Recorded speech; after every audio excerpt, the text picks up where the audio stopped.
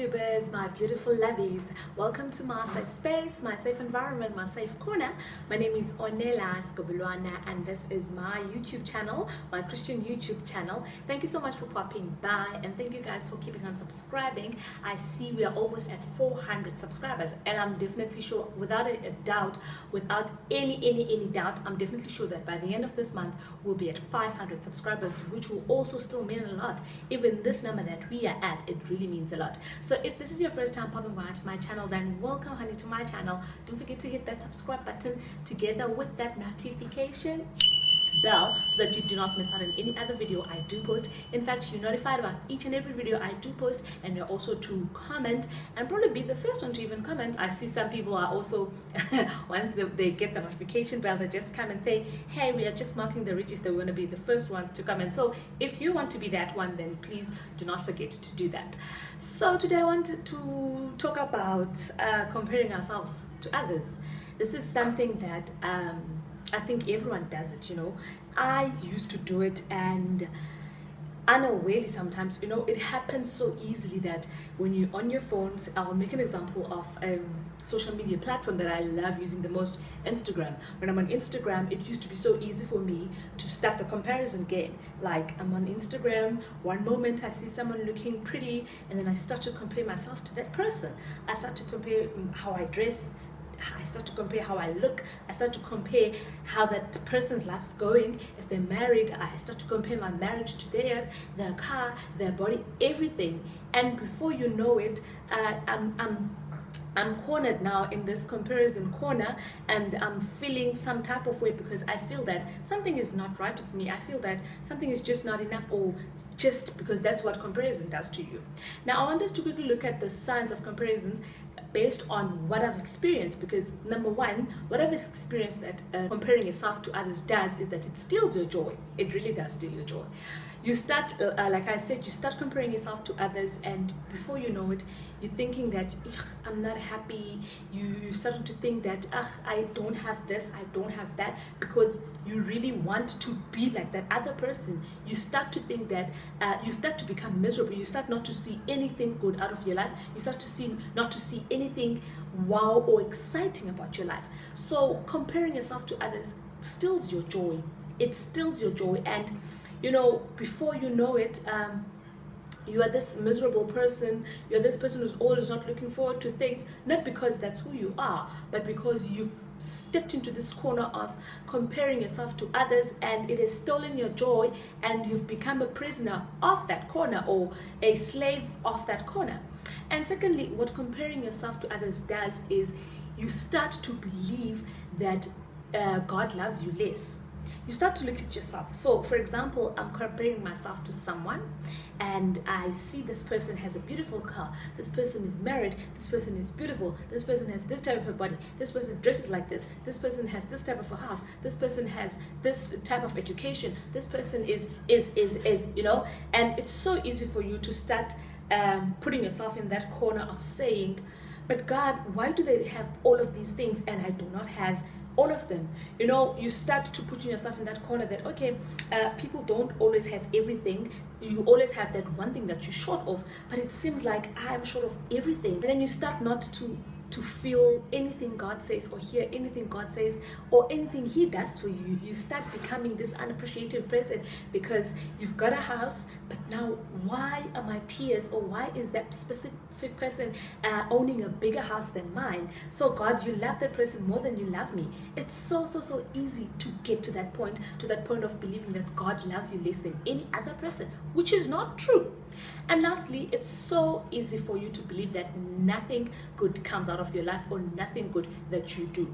And once you get to that point, once your joy is stolen, once you believe that God loves you less, and once you are at that position where you feel that nothing good comes out of yourself, you start having low self-esteem, you start being less confident, you start having depression. It's so easy for you to be depressed, to be frustrated, because you feel that you have no purpose, you feel that there was no need for you to be created, or you feel that there's no point of you living. And once it gets to that point where you feel that you are less confident, you will start not wanting to relate with people, because when I look at myself, I'm like, okay, and I'm looking at that person, I'm like, okay, you see. So it becomes a problem when you compare yourself to others. So the minute I realized that this is a problem, and I decided to step out of it, I realized that I need to be patient with myself. I need to be patient with the things I am achieving and the things I have achieved. I need to be patient and know that I'm a work in progress, and each and every day something good comes out of me, whether I pay attention to it or not, whether I am aware or not. Because once you get to that point of not being patient with yourself, you move swiftly to a point of believing that God is not doing anything, He's doing nothing in your life, whereas He's busy doing something. So once you are at that point, you need to know that you must be patient with yourself. The fact that you're waking up, the fact that you are able to breathe, you are able to move, you are able to try again, then that means something is happening in your life. Then that means you have a purpose. That means there's a reason why you live. So you really need to be patient with yourself. Secondly, you need to see the growth in yourself. You need to see that you are growing.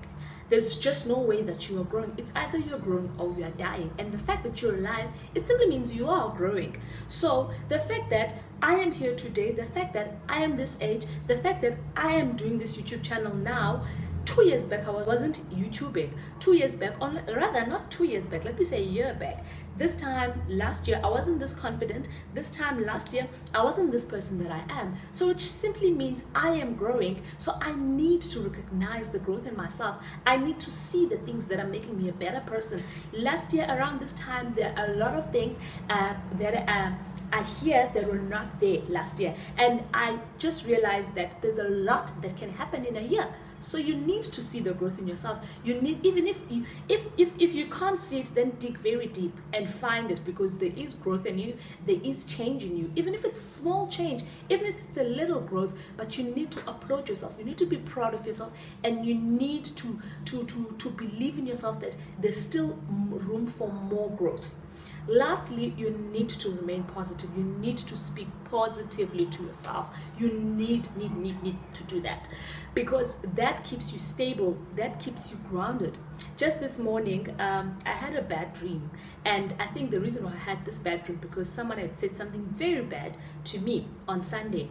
So after having this bad dream this morning, as I was showering, I remembered this, I don't know whether to call it a passage or what, but as I was sharing, it was so easy for me to start reciting that passage, because it spoke positive things. It made me, when I'm reciting it, it made me feel renewed. It made me forget. It made me hopeful. It made me know that there's more to it than just living. So you need to speak positively to yourself. You don't need anyone to do that, because remember, our tongues, they carry so much power. So you really need to be positive. You really need to speak positive things, especially in situations where you feel that there's no positivity, in situations where you feel that you are down and out.